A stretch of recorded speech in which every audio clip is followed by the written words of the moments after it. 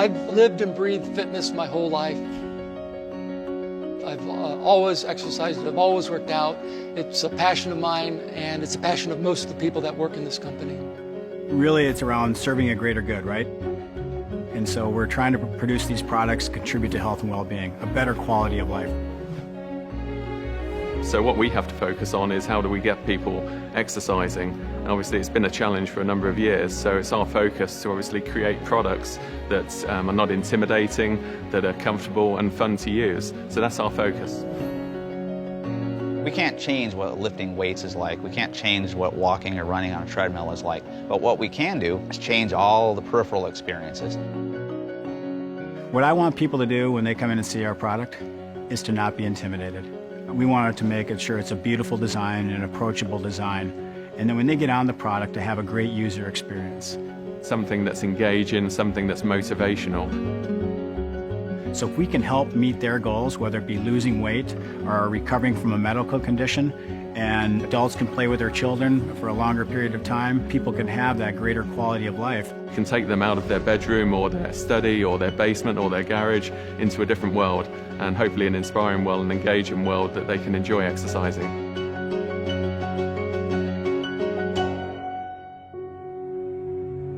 乔山的经营哲学是健康、价值、共享。 The story of how we got started is fascinating. Mr. Peter Lowe, who's a native of Taiwan, wanted to get into business. That's probably 35 years ago. In that time, my father, in order to make a living for his family, he didn't need to work very hard. So that's why he decided to create his own business. So he and an assistant, Jean Hung, wrote 2,000 letters to different companies all over the United States. And finally one reached back to him and he said he could do it. And he was going to be manufacturing barbells. But Peter didn't know what a barbell was, and Peter didn't know what a weight plate was. So he sketched out the drawing on a napkin, put it in the mail, sent it to Peter Lowe. And he looked at the drawings, and after he hung up the phone with Ivanco, he looked at the person next to him and said, "What is this?" And we have to make it.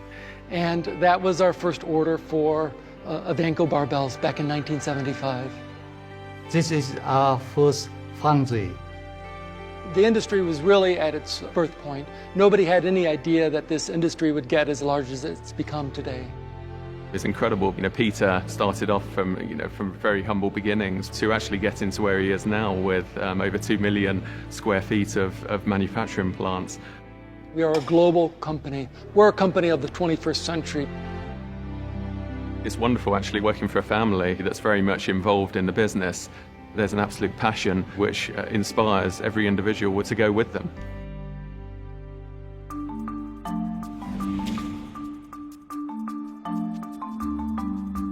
One of the things that we're doing that relates to design that we're doing better than our competitors is just listening. That sounds like a simple thing, but one of the key functions in a designer's head is to listen to people, understand the problem.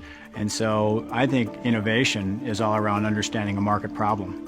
And we develop these problem statements so we can create solutions. We have a mixture of people that we will bring in to help us with our product development and design, and everything from end users, people that use an exercise on a daily basis, through to people that have never gone into a health club before. We'll get 10 people in, small person, a large person, and we'll say, hey, how does this feel to you? So, I mean, if there's any complaint, it's just I can't get my hands kind of all the way around. It's too big. It's too big and it's really hard to grip. This is understanding the needs of the customer in real time. So we don't just design a product and then let it go. We like to learn and we like to evolve and just make that product better. When we're talking to owners, for example, they're telling us, well, I want more machines in my club. So that tells us maybe they need to be a little bit more compact. So one machine is designed to fit next to another one. They get more machines in, they get more customers, they make more money. We want trainer feedback as well to make sure that we can provide the right tools for them to allow their clients to be successful, whatever their goals or objectives are. In terms of what's important to them, how easy it is to use, how intuitive it is, we focus on that service technician. and making their jobs easier. We're supplying some very large health club chains around the world where they can get to 500 people coming through within an hour.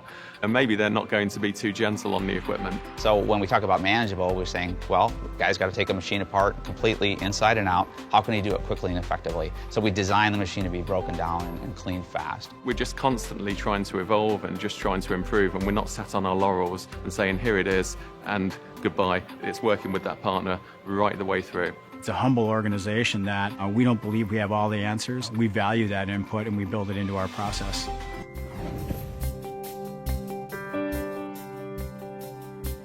One of our key advantages is that we are vertically integrated, but we control the process from the beginning to the end. So when we make a roller in Taiwan or Shanghai, we control what bearing goes in that. This is really what differentiates Johnson Health-Tech to our competitors, because we have this total control over our production and manufacturing. We don't source a lot of our components, so we're able to control the quality, control the cost, and provide a better value for our customers. From the point of choosing the materials, through to the individuals that are assembling the machine, right through to the quality of the level of customer service that you're able to deliver. Customer care is important because we are the face of the company. So it's important that we answer the calls quickly, we listen to our customers, and we take care of their needs as quickly as we can. You have to be able to get down and get dirty with the equipment, take the parts out, put them in so that you really know what you're talking about when you have the customer on the phone. There's no excuses when you deal with our company. We own quality the whole way through. If you look back to 1970, the products were crude, they were just ugly bare metal in some cases, and we've fundamentally changed the fitness image from those times. We really revolutionized the industry. We're able to make equipment that solves one of the hardest problems in the industry, which is, how am I going to stay with this exercise program? So when you walk in the door every day, you're thinking, I'm doing some good here for people in terms of a better quality of life, and I've got some really cool products and some great passionate people behind it. One of the things that you often wonder in design circles is, you put out a new look, you put out a new product, and you don't know if it's really hitting home. What we have here is a situation where people come to our building and they say, I tried out your new Scent Trainer, I tried out your new G7 design, I loved it. And when you hear those stories, it drives that passion and that inspiration to want to continue to develop great products that lead to a healthy and active lifestyle and just a greater quality of life.